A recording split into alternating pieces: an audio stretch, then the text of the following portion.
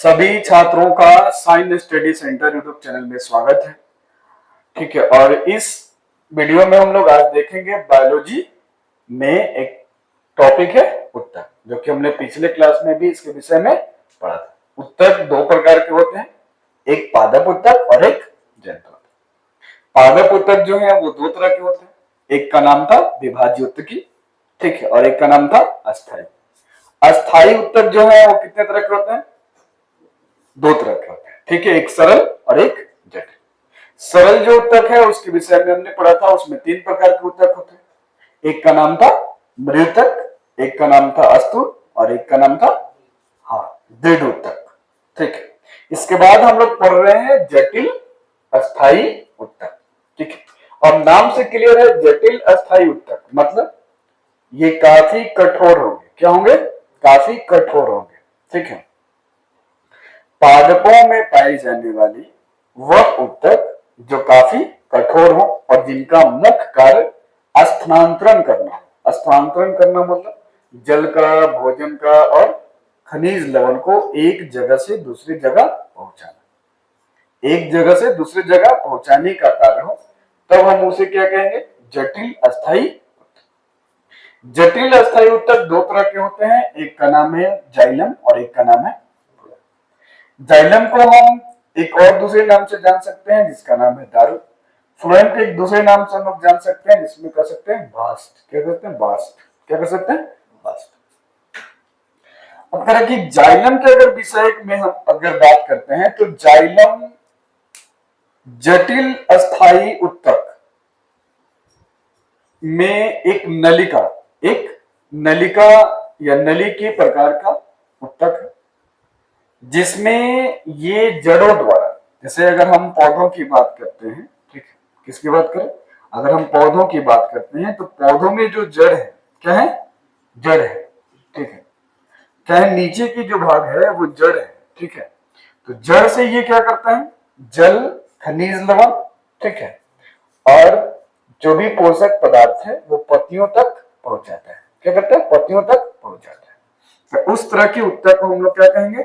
Xylem उत्तक, या हम उसका और एक नाम दे सकते हैं चालन उत्तक। ठीक है, कि अगर हम इसकी बात करें, हमने कहा कि ये एक तरह की वाहिकाएं होती है, तो जो चालक उत्तक है इसके चार भाग होते हैं। कितने भाग होते हैं? चार भाग होते हैं, भाग चार होते हैं। ठीक है, कौन कौन से भाग? सबसे पहला है वाहिनिकाय। वाहिनिकाय, ठीक है। दूसरे, अगर दूसरे भाग की बात करें तो वाहिकाएं है। क्या है? वाहिकाएं। वाहिकाएं, ठीक है, ये इसके कितने भाग होंगे? दूसरे भाग में। तीसरे भाग की अगर हम बात करें तो हमें जाइलम तंतु। क्या? जाइलम तंतु। ठीक है, अगर हम चौथे भाग की बात करते हैं तो हम लोग बोलते हैं जाइलम मृदुतक। अब इन चारों के बारे में समझते हैं। ये जाइलम के प्रकार नहीं है, जाइलम के भाग है। क्या है? जाइलम के भाग है। वाहिकाएं, जाइलम तंतु और जाइलम मृत। ठीक है, अब देखिए वाहिनिकाएं से समझ में आ रहा है नली होगी। क्या होगी? नली होगी। ठीक है, कह कि ये लंबी नली है। यह लंबी नली जीव द्रवहीन है, नुकीली है तथा मृत। कौन? वाहिनी का ये लंबी है, एक प्रकार की नली है, और इसमें जीव द्रवहीन मतलब इसमें जीव द्रव नहीं पाया जाता। जीव द्रव नहीं पाया जाता। किस में नहीं पाया जाता है? वाहिनिका में। ठीक है, और ये नुकीली होती है। कैसी होती है? नुकीली होती है, और ये मृदु होती है, मतलब ये मरी हुई उत्तक। क्या? मरी हुई। इसका जो पार्ट है मरा हुआ। इसका मुख्य कार्य क्या है? कि इसका जो मुख्य कार्य है पौधों को यांत्रिक सहायता प्रदान एवं संवहन में मदद करना। अब जो नली है तो क्या करेगा? भोजन को या जल को एक जगह से दूसरी जगह पहुंचाने में क्या करेगा? मदद करेगा। क्या करेगा? मदद करेगा। ठीक, दूसरा दिख रहा है वहीं का, ये भी एक तरह की क्या है? नली ही है। ठीक है, क्या है? नली है, लेकिन ये विभिन्न आकार में पाई जाने वाली है, और ये लंबी नली है, और ये भी किससे बनी है? मृत कोशिका से बनी है। किससे बनी है? मृत कोशिका से बनी। ठीक है, इसका काम क्या है, ये भी जड़ से जल एवं खनिज लवण को पत्तियों तक पहुंचाने में सहायता करती है। इसके बाद तीसरे नंबर पर आता है जाइलम तंतु। क्या है, जाइलम तंतु। कह कि ये लंबे एवं शंकु रूप में होते हैं। ये नोकीला था और ये क्या है, शंकु रूप में है। ठीक है, इसका आकार क्या है, ये विभिन्न आकार के हो सकते हैं, अलग अलग आकार के हो सकते हैं। कह कि ये आपका हो गया नोकीला, नोकीला है ना जी, और ये हो गया आपका शंकु, और ये इसका जो आकार है वो विभिन्न है। क्या जी, आकार विभिन्न, मतलब कोई भी आकार का हो सकता है। ठीक है, कि ये लंबे एवं शंकु रूप में होते हैं एवं स्थूलित भित्ति वाले मृत कोशिका से बने होते हैं। और ये खास करके जो जाइलम तंतु है ये पाए किस में जाते हैं, द्विबीजपत्री में। किसमें, द्विबीजपत्री। अब ये द्विबीजपत्री क्या है समझिए। द्वि मतलब होता है दो, जैसे मान लीजिए उदाहरण के लिए आप चना देखिए, चना का बीज देखा है, उसमें दो भाग होता है ऐसा, तो उसी को हम लोग कहते हैं द्विबीजपत्री। बहुत सारे ऐसे बीज हैं, ठीक है, जिसमें दो पत्र होते हैं, ऐसे दो भाग होते हैं। तो जिसमें भी दो भाग है उसको हम लोग क्या कहेंगे, द्विबीजपत्री। जिसमें एक है उसको एक बीजपत्री। जिस आम में भी होता है, आम जो होगा ना आम, उसका बाहर का अगर कवर हटा दिया जाए, ठीक है, बीज का, तो उसमें दो भाग होता है ऐसे अंदर। ठीक है, चना हो गया, मूंग हो गया, ज्यादातर दलहन में आपको मिल जाएंगे। जो दलहन पौधे हैं उसमें आपको द्विबीजपत्री मिल जाएंगे। तो कह रहा है कि ये जो मृत कोशिका है, और ये पाया कहाँ जाता है, द्विबीजपत्री में पाया जाता है। मतलब जो इस तरह के जो पौधे हैं उनमें ये पाया जाता है। इसका कार्य क्या है, ये भी पौधों को क्या करता है, यांत्रिक सहायता प्रदान करता है। अब हम लोग बात करते हैं चौथे की, जाइलम मृदुतक। किसकी, जाइलम मृदुतक। किसकी कोशिकाएं प्राय परले देखो इसका नाम है पैरेने। ठीक है, पैरेने काइमेटस, काइमेटस नाम है, एवं जीवित कोशिका से बना होता है। अब देखो ये तीनों जो है ना, ये मृत कोशिकाएं से बने। किससे बने जी, मृत से बने। मतलब ये कह सकते हो कि ये जो तीनों है, इनकी जो कोशिकाएं हैं कैसी है जी, मृत है। कैसी है, मृत कोशिका है। जबकि जाइलम मृदुतक क्या है जी, जीवित कोशिका से बना है। किससे बना है, जीवित कोशिका से बना है। ठीक है, किससे बना है, जीवित कोशिका से बना है। कह कि ये भोजन का संग्रहण करता है तथा पानी के पार्श्वीय संवहन में क्या करता है, मदद करता है। भोजन को ये संग्रहण करेगा, जमा करेगा, और पानी का पार्श्वीय संवहन मतलब ये जल में, जल को एक जगह से दूसरी जगह पहुंचाने में क्या करेगा, मदद करेगा। कौन, जाइलम। तो आपको जाइलम उत्तक की ये चार भाग समझ में आ गए। मोटे तौर पे समझिए, एक तरह की नली है जो नोकीली है, ये भी एक तरह की नली है जिसका आकार विभिन्न है। ये एक नली नहीं है, एक प्रकार की तंतु है जो द्विबीजपत्री में पाया जाता है, और इसका आकार लगभग कैसा होता है, शंकुआकार होता है या शंकु का होता है। ये तीनों जो है एक मृत कोशिकाओं से बना होता है, जबकि जाइलम मृत क्या है, मृतक क्या है, जीवित कोशिकाओं से बना होता है। ठीक, कह कि ये एक और कोशिका है, इसका नाम है पेरेन काइमेटस। ठीक है, इससे ये बना होता है।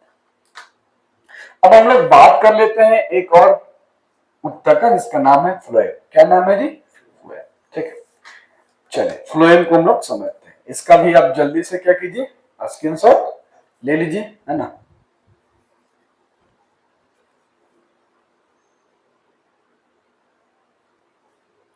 चलिए इसका स्क्रीनशॉट आप लोग ले लिए होंगे, है ना। मिटाते हैं इसको। जाइलम को क्या करते हैं, मिटाते हैं। ठीक है, क्योंकि जाइलम के बारे में हम लोग पढ़ लिए। साइंस मतलब होता है समझना। अगर साइंस को आप समझ जाते हैं ना, तो अपनी भाषा में क्या कर सकते हैं, आसानी से लिख सकते हैं।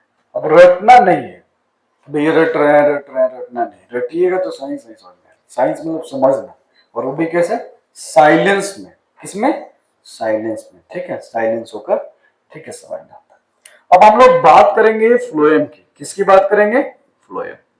ये भी एक तरह का उत्तक है, जो कैसा है कि जटिल अस्थायी उत्तक का एक तरह का प्रकार है। अब इसका नाम देखो फ्लोएम है। फ्लोएम मतलब फैलाने वाला। अगर पत्तियों में भोजन बनता है, ठीक है, तो भोजन को फैलाने का काम कौन करता है? फ्लोएम। मतलब फ्लोएम एक प्रकार का जटिल अस्थायी उत्तक है, जो भोजन पत्तियों में बनता है, उस भोजन को पौधों के विभिन्न भागों में, विभिन्न अंगों में क्या करता है? एक जगह से दूसरी जगह पहुंचाता है। ठीक है, कौन? फ्लोएम पहुंचाता है। तो आप फ्लोएम को इस तरह से कह सकते हैं कि ये एक प्रकार का संवहन उत्तक है, जो भोजन को क्या करता है? एक जगह से दूसरी जगह फैलाने का काम करता है, पहुंचाने का काम करता है। इसके भी 4 तत्व हैं, मतलब कह सकते हो कि जो जाइलम उत्तक है, इनके भी कितने भाग हैं जी? 4 भाग। मतलब ये भी 4 भागों से मिलकर बना है। पहले वाले भाग को हम लोग बोलते हैं चालनी नलिका। पहले वाले को बोलते हैं चालनी नलिका या नलिकाएं। ठीक, नलिकाएं मतलब बहुत सारी नली जोड़ी गई तो क्या कहेंगे जी? नलिकाएं कहेंगे। जो दूसरा है उसका नाम है कोशिकाएं। क्या नाम है? कोशिकाएं। ठीक, ये हो गया दूसरा। तीसरा जो इसका पार्ट है उसको हम लोग कहेंगे फ्लोएम तंतु। क्या कहेंगे? फ्लोएम तंतु। जैसे उसमें जाइलम तंतु था, इसमें क्या है जी? फ्लोएम तंतु। और एक और उसमें भाग था जाइलम मृदुतक, तो यहाँ क्या होगा? फ्लोएम मृदुतक। तो हमको तो नहीं लगता कि आप लोग को समझ में नहीं आ रहा है, समझ में आ रहा है। ठीक, और आसान शब्दों में हम आपको बताने की कोशिश कर रहे हैं और बार बार रिपीटेशन कर रहे हैं ताकि आपको समझ में आ जाए। अब देखिए, नाम से क्लियर है, चालनी नलिका है। जैसे ही नली आती है समझ में आता है कि चलो एक तरह का नली होगा, जो कैसा होगा जी? लंबा। कैसा होगा? लंबा। लेकिन यहाँ जो चालनी नली है ये लंबी है, लेकिन इसका जो आकार है कैसा है? बेलनाकार है। कैसा है? जैसे हमने अभी जाइलम में देखा ना, तो जाइलम में बेलनाकार नहीं था, किसी का भी बेलनाकार नहीं था। ठीक है, किसी का शंकु था, किसी का नोकीला था। ठीक है, लेकिन इसका क्या है? बेलनाकार है।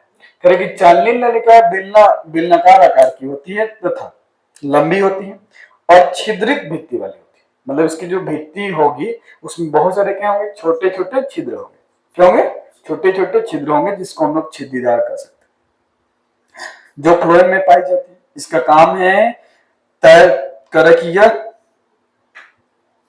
तैयार भोजन को पत्तियों में तथा पत्तियों के जो वृद्धि वाले क्षेत्र है उसमें क्या करता है? पहुंचाता है। ऐसे तो आपको पता हो गया कि फ्लोएम जो भी है भोजन को क्या करेगा? एक जगह दूसरी जगह पहुंचाएगा, तो ये भी पहुंचाने में क्या करेगा? मदद करेगा। ठीक है, इसके बाद आती है दूसरी जो है सकोशिकाएं। क्या जी? सकोशिकाएं। कह रहा कि ये कोशिकाएं जो है ये भी लंबी है। कैसी है? लंबी है, जीवित है। और कैसी है जी? जीवित है। इनमें केंद्रक भी पाया जाता है, ठीक है, और जीव द्रव भी पाया जाता है। मतलब ये जो कोशिका है, सकोशिकाएं, ये जीवित भी है, इसमें केंद्रक भी पाए जाते हैं और जीव द्रव भी क्या होते हैं? पाए जाते हैं। केंद्रक भी और जीव द्रव भी पाए जाते हैं। कि इसका जो कार्य है ये भी भोजन को एक जगह से दूसरी जगह पहुंचाने में क्या करता है? मदद करता है। क्या करता है? मदद करता है। कौन? सकोशिका। तीसरा देखिए फ्लोएम तंतु। ये लंबी होती है, दृढ़ होती है। क्या होती है? लंबी होती है और दृढ़। दृढ़ मतलब कह सकते हो कि थोड़ा कठोर होगी। कैसी होगी? कठोर होगी। ठीक है, क्योंकि हम लोग पढ़ क्या रहे हैं जी? जटिल अस्थायी उत्तर जो कठोर होता है। तो ये कह रहा है कि ये जो है फ्लोएम तंतु ये दृढ़ होते हैं, मतलब कठोर होते हैं और लंबी होते हैं। कह रहा है कि ये जो एक और कोशिका है जिससे ये बना होता है, इसका नाम है, यह लिख देते हैं,